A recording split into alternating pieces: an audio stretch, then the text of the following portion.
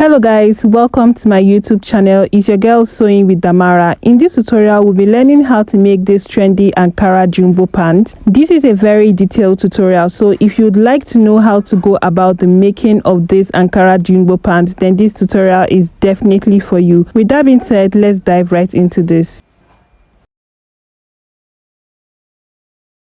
As you can see here, I already have the materials I'll be using for this tutorial. With me here, I have my Ankara fabric, which I already have on fold. Not to worry, I'll be showing you guys how to know how many inches you need to put your fabric on fold. I have this elastic band here, which is 1 inch. Now you can decide to make a waistband of 1 inch or 2 inches.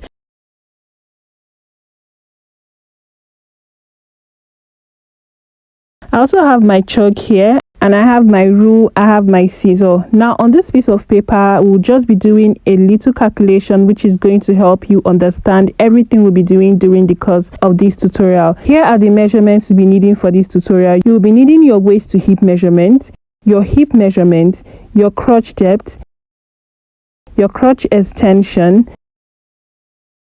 and your pant length. My waist to hip is 9 inches. My hip measurement is 46 inches. Now you need to divide your hip measurement by 4, which in my case is 11.5 inch.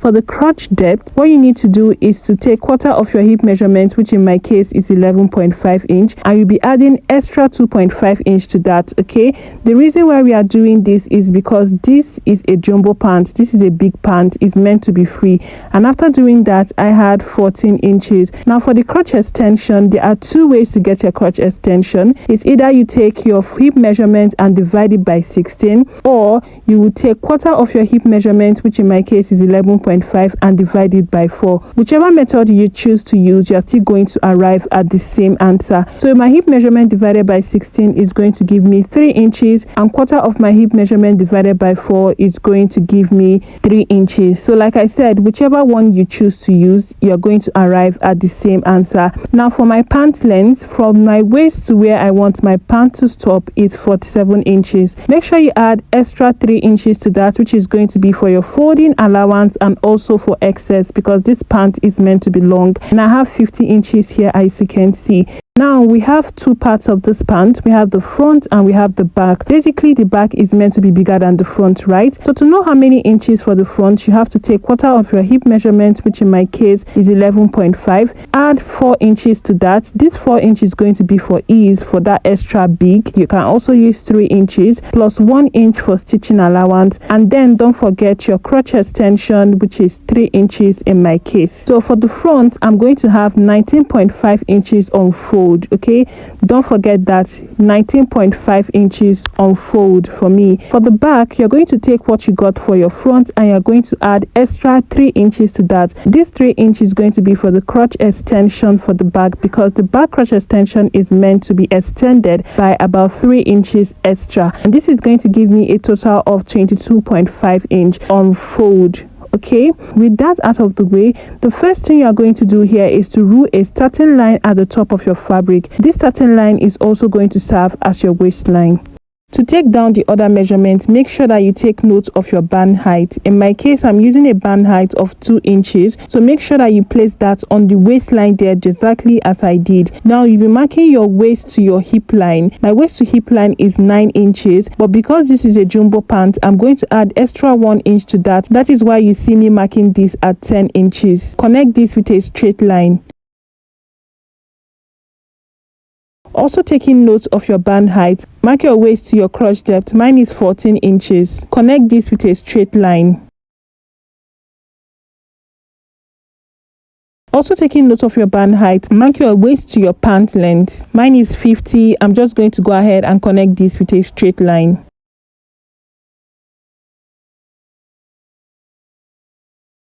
The first thing you're going to do here is to come to the waistline and mark quarter of your hip measurement. Mine is 11.5 inch. You'll be adding your ease. I'll be using an ease of 4 inches. You can go ahead and use 3 inches or 3.5 if you don't want yours to be big as mine. Then add 1 inch for stitching allowance. Take the full measurement of what you have here. For me, it is 17 inches. Mark the same thing on the hip line and on the crotch depth line. Go ahead and connect these points with a straight line.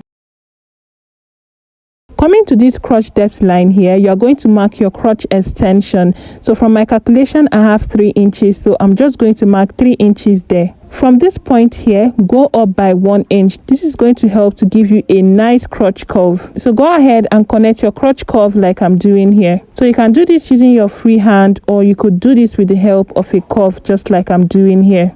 Coming to this area here, go in by ½ inch from the center and connect it back into the curve. This is going to help your pants to sit perfectly in front. Now take the full measurement of what you have from the crotch extension to the side. For me, it is 20 inches. Take out ½ inch from whatever you get, and you're going to mark that all the way to the length of your pant. So I'll be marking 19.5 inch all the way to the length of my pant, and then I'm going to connect this with a straight line. And that's basically just it for the front, guys. Now go ahead and cut this out just like I'm doing here. Make sure you add ½ inch to the waist and also ½ inch to the crotch curve. Also separate the sides like this. Now I'll be using this to cut out the back of our pants. For the back piece, I've gone ahead to fold in my fabric using the measurements that we calculated earlier. So the first thing you need to do here is to come down from the top of your fabric by 1.5 inch. I'll be explaining why you need to do this further in the tutorial. Now bring in your front piece and make sure that you place it on that line that you just marked, and arrange your fabric properly just like I'm doing here. After doing that, go ahead and extend your crotch depth line into the back piece, and then mark your crotch depth extension for the back. What I have there was already 3 inches. Now the next thing you're going to do is to come to this side here, and you'll be adding extra 1.5 to 2 inches. I'll be using 2 inches, and I'm going to mark it all around my crotch area like this, and also mark it all the way to the length. Now go ahead and connect all these points together just like I'm doing here. Now this is the reason why we added that 1.5 inch, because we have the butt at the back and we don't want whenever we sit down that area goes down. So we are going to come up from this point here, this extra inches you added here by 1.5 inch. Then you are going to connect that back into the waistline just like I'm doing here. Now measure out what you have on your waistline and make sure it's the same thing as this new line you just drew. So mine is the same thing. Now that is all for the back. Go ahead and cut this out just like I'm doing here. I'll also be opening the center up like this to separate the pants. Now what we'll be doing is to stitch this down around the crotch area. I'll just be pinning this down and I'll stitch it down using ½ inch stitching allowance. Do the same thing to the front. After stitching it down around the crotch area, this is what you should have. This is the back and this is my front. The next thing you will do now is to insert your pockets. And to insert the pockets, I have these pieces of fabric that I've already cut out. You can see here that it's on fold. For the width of the pockets, what I have here is 8.5 inches. But if you want yours wider, you can use up to 10 inches. And for the length, what I have here is 11 inches. If you want yours longer, you can use up to about 13 inches. Now, the next thing we are going to do here is to bring in the front piece. From the waistline, go down by 1 inch. Now from this point, you're going to take down the length of your pocket. You'll be taking down the length of your pocket. Mark 8 inches. Now on this two points you just marked, you're going to go in by 1 inch and connect it to a straight line. The reason why we are doing this is because 1 inch is for your stitching allowance and it's not supposed to be part of the pocket length. Okay, now at this point here, you're going to go in by 2.5 inch, and using your curve, you're going to connect it back into this point here. You're going to proceed to cut this out, but before you cut this out, you're going to bring in your pocket. Make sure that you open your pocket like this, because we are not cutting out the both sides of the pocket. Make sure you arrange it properly like I'm doing here. Now go ahead and cut this out. After cutting this out, you can see what I have. Like I said, one side of your pocket should be curved and the other one should be straight, just like this. I'm just going to repeat the same thing on the other side of the pants. I'm going to fold this in like this and cut out the pocket shape. Now to insert the pocket, you're just going to bring in one and place it on the right side of your pant. Go ahead and stitch this down from this point using 0.5 inch stitching allowance all the way to this point here. After stitching it down, this is what you should have. Now make sure that you stitch this down towards the pocket just so it stays in place. Now I'm going to fold in my pocket like this, and while folding it in, make sure that you align the lower part of the pocket just like I'm doing here. Make sure you arrange it properly and pin it down. You are going to be stitching down this lower end of your pocket using 0.5 inch stitching allowance to close it, and also make sure that you arrange the upper part of the pocket like this. You will also be securing the pocket and the pant using a stitch. At the waistline here, remember that we came in by 1 inch and also we went in by 2.5 inch. That is a total of 3.5 inch. So I'm going to mark 3.5 inch here and I'm going to connect it back into this point using a straight line. Go ahead and trim off whatever excess you have here. Don't forget that whatever you are doing on this side is the same thing you are doing on the other side of your pocket. After doing that, bring in your back piece and place it on the right side of your front piece like this. Make sure you arrange it properly like I'm doing here. Starting with this point here, you are going to stitch it down using about 1 inch stitching allowance all the way around. And then you stitch down the sides using 1 inch stitching allowance. After doing this is how beautiful it came out. And like I said, make sure you secure your pant and your pocket with a stitch like I've done here, and also close the end of your pocket using 1/2 inch.